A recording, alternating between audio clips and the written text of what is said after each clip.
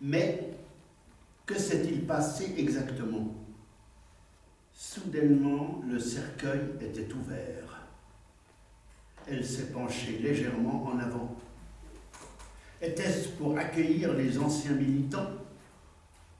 Aurait-elle tourné la tête vers ses amis du théâtre ou en direction des habitués de notre pension de famille? Impensable.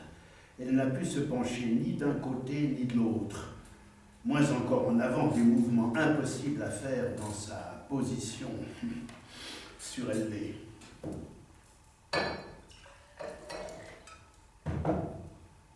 Notre imagination nous a leurrés. Notre admiration pour elle a contribué à ce leurre. Quand l'imagination pâlit, lorsque l'admiration faiblit, alors nous sommes agités par l'appréhension d'événements extraordinaires. Un au-delà de soi-même est pressenti, a dit un acteur au chômage ayant renoncé à être pasteur dans sa jeunesse. C'est entré dans mon oreille et sorti aussitôt par l'autre. Pourtant, certaines de ces paroles ressassées sont restées dans ma tête. Peut-être parce que je connaissais cet intermittent du spectacle et qu'il s'inspirait d'un passage troublant de Matthieu l'évangéliste. Voici, le Fils de Dieu au tombeau a disparu miraculeusement. Tandis qu'il gardait le sépulcre, des soldats romains auraient été payés à condition qu'ils prétendent s'être endormis. Voilà le subterfuge redouté par les saintes Écritures. C'est par des mortels que le Fils de l'homme aurait alors été enlevé de nuit. Moi, j'ai toujours pensé que le corps du Christ avait été dérobé par ses disciples. Imaginez la première imposture du Christ. Dans 3 jours, je ressusciterai. Admirez la seconde. Entretenir le doute entre une disparition miraculeuse et un enlèvement. Oui, ça, c'est ce qui s'appelle abuser de la crédulité du peuple. Depuis que j'ai vu ma compagne se pencher en avant dans son cercueil bordé de fleurs des champs, je suis perplexe au sujet de ce tombeau vide. Je suis inquiet. Feu, ma compagne, ne cesse de me hanter. Son attraction a ébloui son entourage, avait conclu l'acteur au chômage. À l'heure de sa mort, je déplore cette supercherie, faire passer l'aveuglement des camarades pour un amour du prochain. Oh, tout le monde en a pris pour son gars. Moi, ça m'a fait mal pour elle.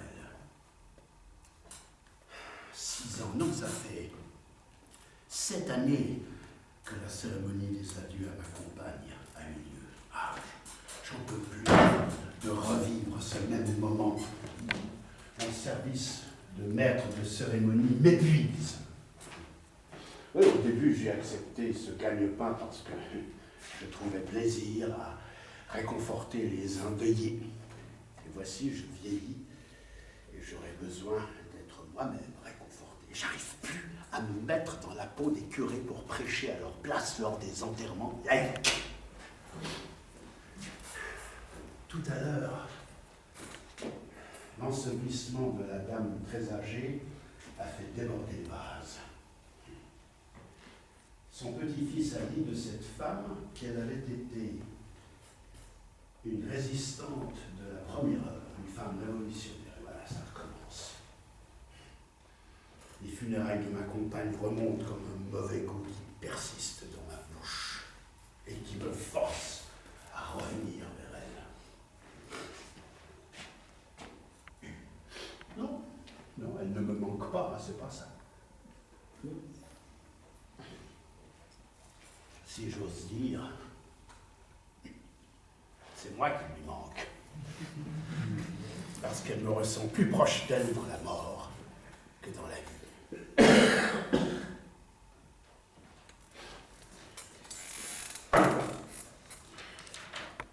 Si elle a bougé imperceptiblement dans une appréhension collective indéniable, la cause n'était pas d'un ordre surnaturel. Pas de mystère. Je n'ai pas osé desserrer les 4 boulons du cercueil pour vérifier si c'était bien ma compagne qui reposait là. Si personne ne s'était trouvé à l'intérieur, bien sûr que j'aurais demandé des comptes aux collègues en qui j'ai toute confiance. Pas de mystification. Si ma compagne m'était apparue nettement en s'assoyant sur un strapontin tout contre moi, j'aurais cru à un sosie, j'aurais ri. Et pas d'illusion. Je suis dans un train à l'arrêt, et quand le train voisin prend son départ, j'ai l'impression que c'est mon train qui avance. Je ne bouge pas alors que je suis sûr d'avoir bougé. Elle ne s'est pas penchée en avant, non. Et pourtant, un phénomène inouï s'est produit, oui. Mais rien que de me relire, j'en frémis encore. Son regard intense veillait sur moi. Veillait. Ah oui. J'ai raté ma rencontre avec elle, alors elle veille. Elle me surveille. J'ai peur. Merci Seigneur, merci de m'effrayer, moi qui ne suis pas digne de toi.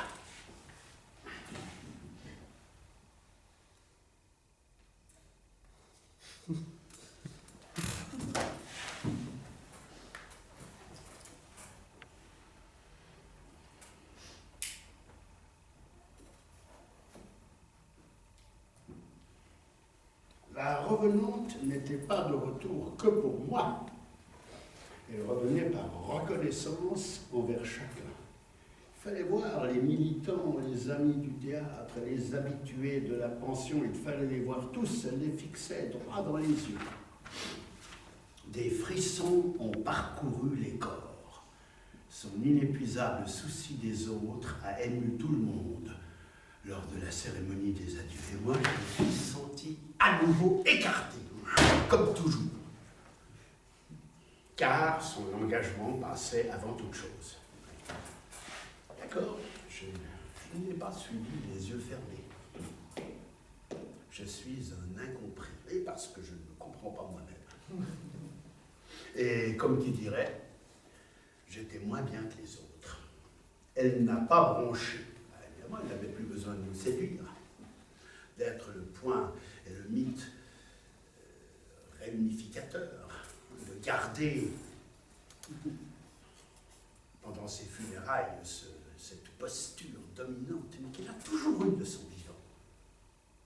Et si elle n'a pas bronché, pour ainsi dire, c'est par politesse. Parce qu'elle avait du cœur. Du cœur jaillit la générosité. La générosité accouche de la liberté. La liberté grandit avec la manière de se comporter. Du cœur, du courage et du caractère. C'était une femme que les uns ont aperçue, une femme que les autres ont perçue, la femme que j'ai connue et qui m'a reconnu. Ce qui s'est produit dans les faits, je le sais maintenant. Une libération pour elle, un affranchissement pour moi. Il fallait que je grandisse, ça c'est ce que je me dis aujourd'hui. Elle s'est élevée, je me suis détaché d'elle. Et voici, elle descend vers moi. Et voilà, je remonte.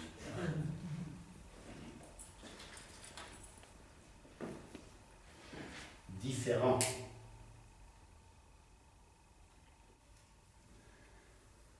J'étais immobile. Le cercueil attendait derrière moi. Je n'osais pas me retourner.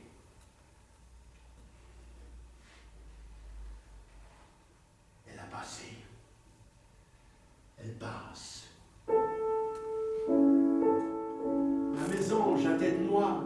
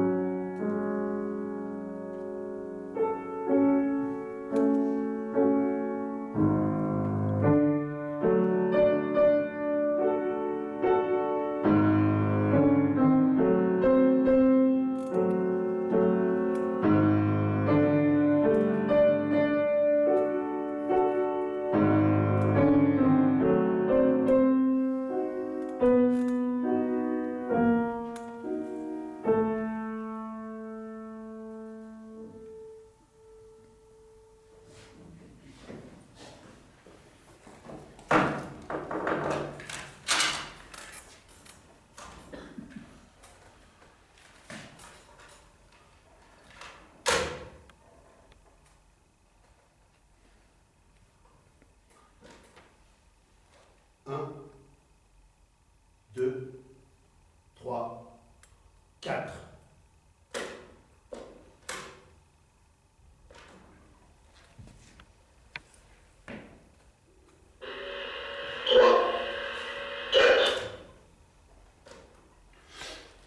Je m'étais entendu avec le vieux concierge du théâtre pour le bon déroulement de la cérémonie des adieux sur la scène. Notre entracte est... non, notre vie est comme un entracte situé entre rien et rien. Oui, ou entre quelque chose et quelque chose. Cet entracte est pris au sérieux par l'Église. S'il y en a qui aiment les grandes orgues pour glorifier la vie lors du baptême et pour la magnifier après que l'extrême onction a été administrée, ce sont des croyants, des gens confiants. Il y en a d'autres qui se sont un peu rendus compte de ce qui s'est passé sur Terre avant l'entracte et qui ont une vision de ce qui pourrait se passer après. Ces gens sont comme moi. Ce sont peut-être des gens encore moins confiants que moi. Bref, tous ceux qui étaient assis là, dans les premiers rangs du théâtre, étaient des gens confiants et des gens moins confiants. Nous étions réunis par le besoin d'apaisement qu'une disparition subite impose. Le dernier rendez-vous avec elle se ferait dans le calme. Rien n'aurait été plus embarrassant pour la morte que cette exubérance éclatant dans les lieux de culte, quand crépitent les applaudissements pour la dernière sortie d'un comédien défunt. Lorsqu'il nettoyait la scène de bonne heure le matin, le vieux concierge du théâtre récitait certaines phrases codées qu'il avait utilisées pendant la guerre. Souligné, phrase codée. Il aimait les poèmes d'où étaient tirées ces phrases codées. Et il prétendait que la poésie l'aidait à rester fidèle à ses idées. Flambeaux éteints du monde, rallumez-vous aux cieux. L'accentuation d'un élément dans la syntaxe servait aux partisans de mots de passe soulignés pour atteindre l'objectif visé. Flambeaux éteints du monde, rallumez-vous aux cieux. La passion du vieux concierge du théâtre pour les passe-partout poétiques faisait de lui un vénérable de la pension. Et ce logis communautaire appartenait à ma compagne. Elle hébergeait tous les sans-familles qui passaient par ici. C'était là qu'il avait sa chambre, là qu'il déclamait ses vers, là qu'étaient tenues les réunions, là que je servais d'homme à tout faire. C'est là qu'était ma place. Non, plutôt, c'est là que je me tenais à ma place. C'était là que je rêvais d'elle parce que le vieux concierge du théâtre l'admirait encore plus que moi. J'eus l'envie d'actualiser ce langage de partisan pour faire plaisir à ma compagne. Après coup, point. Clore la cérémonie des adieux de cette façon lui aurait beaucoup plu. Oser croire, oser lutter, oser vaincre. J'avais participé à sa révolte. J'avais embrassé son poing levé. Je me devais de continuer le combat. Du bon côté à ta santé.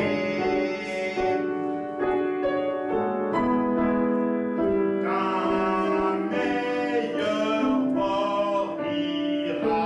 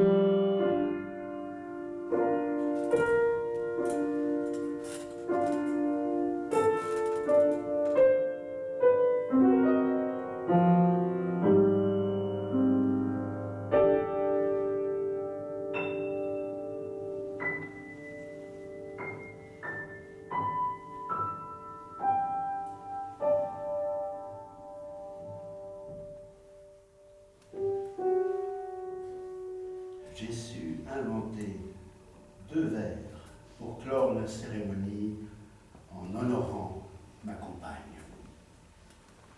La paix sur tous les bruits du monde.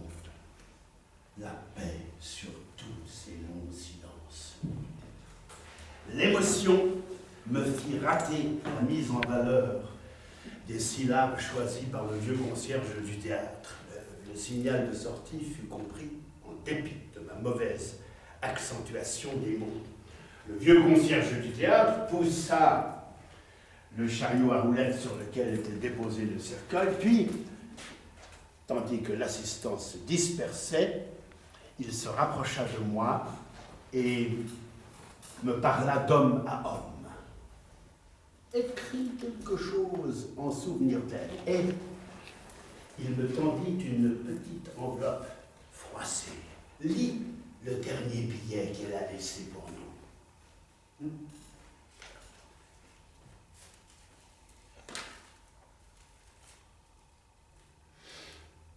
Commencez par vous montrer généreux, vous serez ensuite reconnaissant.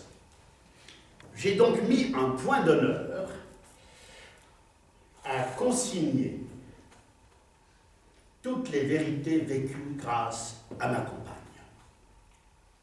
Et en espérant que les générations futures s'en emparent.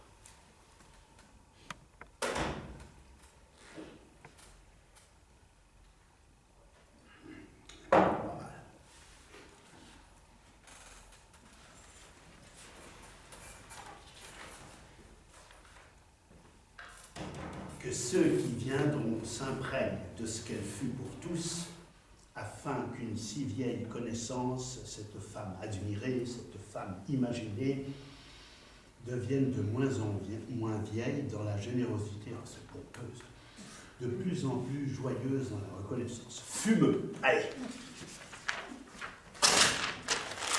Droit au panier. Côté.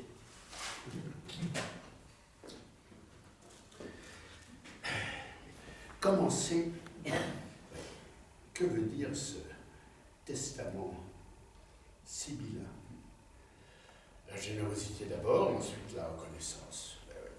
Moi, je suis généreux quand j'ai besoin d'amour et reconnaissant quand on m'a aimé. C'est-à-dire, bon, pas toujours, pas forcément. La générosité, ça ne s'infuse pas comme de la tisane, hein, et la reconnaissance, ça s'apprend. Commencez par vous montrer généreux. Ces dernières paroles, ça me dépasse. Je suis moins compliqué qu'elle. J'aurais aimé ressembler aux petits-enfants et jouer à la marelle avec elle. J'aurais mieux accepté. Sauter, éviter des classes dangereuses, gagner le ciel, puis recommencer. Depuis la terre, à zéro. Commencez par vous montrer généreux, vous serez ensuite reconnaissant. Alors comme ça, la générosité d'un maître fait qu'obligatoirement, ses serviteurs le servent avec reconnaissance. Ou que le maître est forcément reconnaissant parce que ses serviteurs le servent avec générosité. As-tu fini de labourer les champs et de garder les bêtes? Le serviteur. Oui. Si je te dis, approche vite et mets-toi à table, me croiras-tu? Non. Tu as raison. Je t'ordonne de me préparer de quoi dîner.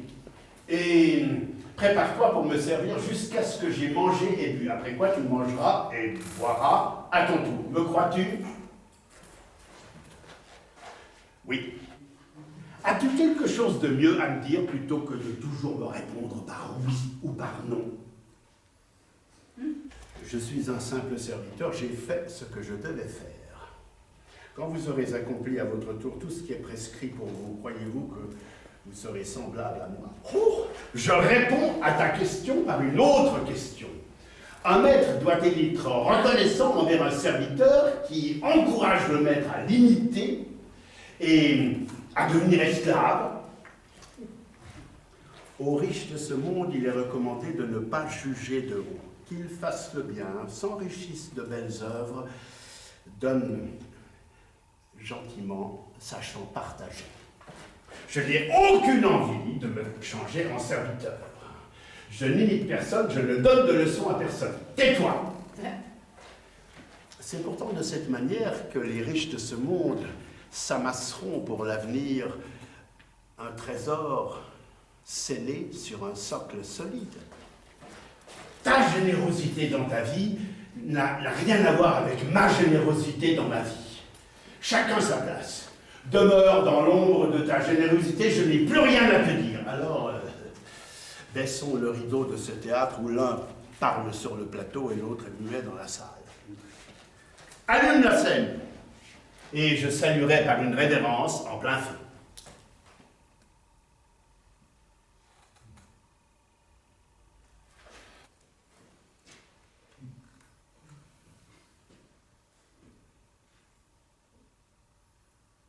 J'arrête d'écrire. Définitivement. Nous sommes quittes.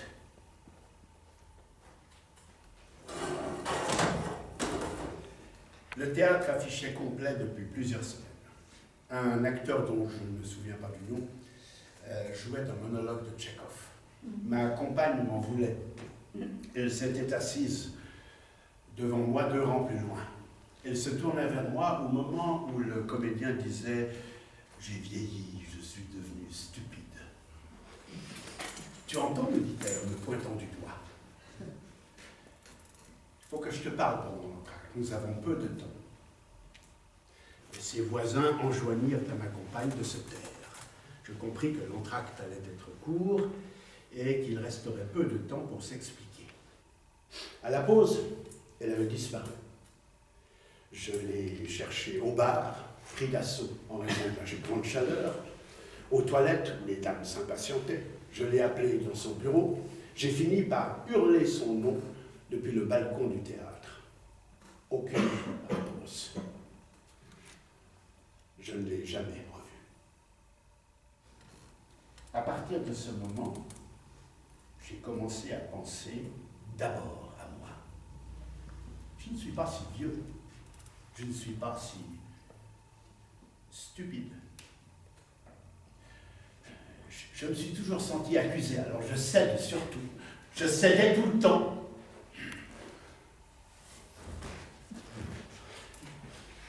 Oui, j'ai toujours faim. C'est toi qui m'as fait grossir. Pour éviter les cris, j'ai promis de ne plus jamais te faire de remarques désobligeantes à la cuisine. Je cède comme un gosse. Non, je ne fume plus. J'ai cessé d'empester ton salon. Je me soumets comme un petit chien. Je n'ai jamais juré d'arrêter de boire. Tching, ainsi font les gentils buveurs de thé. Je résiste, je sais résister, moi. Et j'étais ivre plus de 2 jours consécutifs. Mettons 3 les jours de fête, calme. On s'en prend au vilain côté de moi-même parce que je suis bon. C'est un scandale de répandre le bruit que la pension a fermé définitivement ses portes à cause de mon mauvais penchant. J'ai toujours su m'arrêter à temps. J'ai de la volonté. Si cette vente forcée a eu lieu, c'est parce que je joue, parce que je suis persévérant. Un pari sérieux doit faire suer le parieur, c'est la preuve de sa force intérieure. Il m'a fallu mettre en gage le maigre magot que je possédais, un argent insuffisant pour atteindre le but prophétique que je poursuivais. Mais un jour viendra, cette prémonition me tient la main. Ce jour, certainement, quelqu'un parviendra à trouver ce que je cherchais. Il pourra partager mes idées encore floues, il saura les dépasser. Quelqu'un arrivera et triomphera demain, après moi. Ma postérité se penchera en avant, elle se lèvera. Ah, ce pressentiment m'ôte les menottes, c'est cet avenir entreaperçu qui m'a forcé à miser sur la pension. Mais ça, la pension mise aux enchères, c'était le prétexte. J'avais besoin de riposter. Je cherchais ma vraie place. Ce que j'ai fait, ce que j'ai involontairement fait contre toi, était ce que je devais faire volontairement pour moi, uniquement pour moi. Je ne me suis pas menti à moi-même. J'ai cru à ce nouveau matin. Et je me suis agrippé au lendemain. J'ai joué, j'ai beaucoup joué. Toi, tu as tiré souvent la sonnette. Moi, j'ai beaucoup tiré sur la corde. J'ai sué, j'ai beaucoup sué. Quand les prophéties prendront fin, quand les langues cesseront, quand la connaissance disparaîtra, l'amour ne périra jamais, Saint Paul. Du haut du ciel, est-ce que tu m'aimes charitablement? Quand tout a été colporté à propos de mes agissements, tout était accompli pour toi. Ta patience était louée sur toutes les bouches. Par la moindre indulgence pour moi, nulle compréhension profonde de ce que tu es pour moi. Je t'ai montré du doigt. Il ne sait pas se tenir, mais elle sait se contenir. C'est triste à dire, mais c'est comme ça. Lamentablement, lamentablement qu'ils parlaient tous. Est-ce que j'aurais dû faire plus que ce que j'ai pu faire?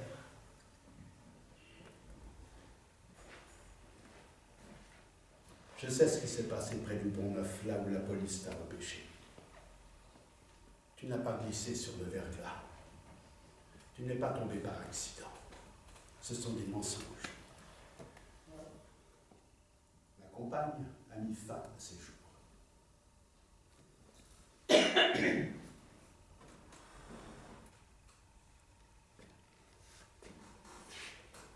Ma mésange noire. Où sont nos amoureuses? Elles sont au tombeau.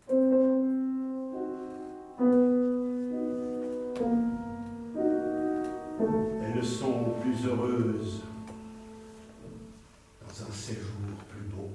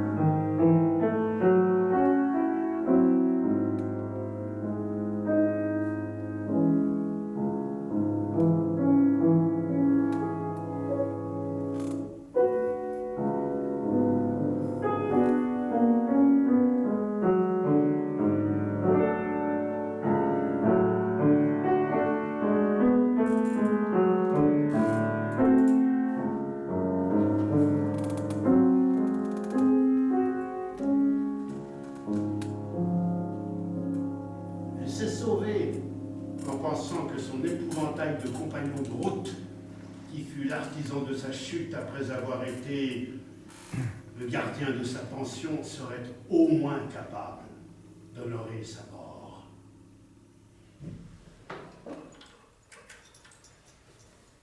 Elle n'était pas mon épouse. A-t-elle voulu faire de moi son mari post-mortem, pour ainsi dire? Est-ce cette oraison funèbre qu'elle voulait me commander pendant l'entracte? Vois-tu ces fleurs fanées? Vanitas.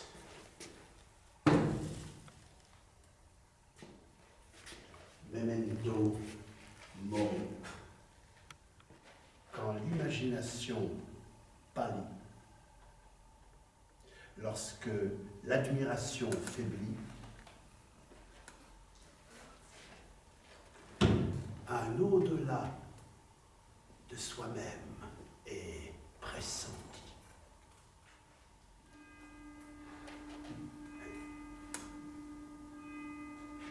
C'est ce qu'on vous dit. Et tout à coup, c'est ce qu'on vit.